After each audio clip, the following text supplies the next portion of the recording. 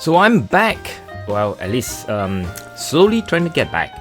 And now this channel is going to be about helping you, the beginners, smash some sketches out of the park.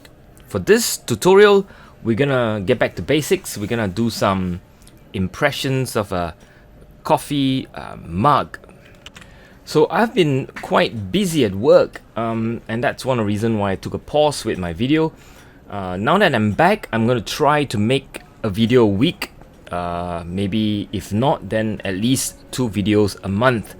That's at least the plan for now. And as you can see, I've changed the name of the channel to Smashing Sketches. The idea is that I will help you, the beginners, to do more sketches, and we'll talk about techniques and materials and things like that.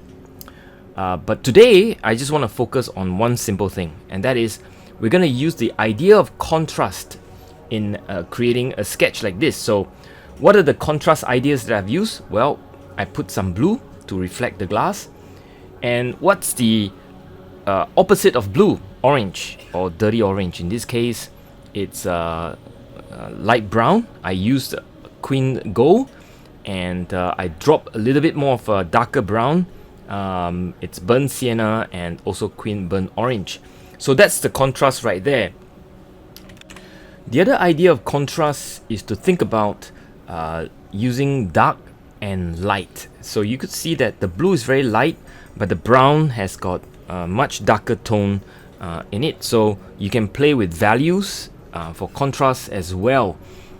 The one more idea of contrast is to use big block of paint, big shapes, against tiny lines. So I flip my brush on the other side and use the metallic tip to draw very thin lines all around. You can also use an empty fountain pen to scratch the lines out.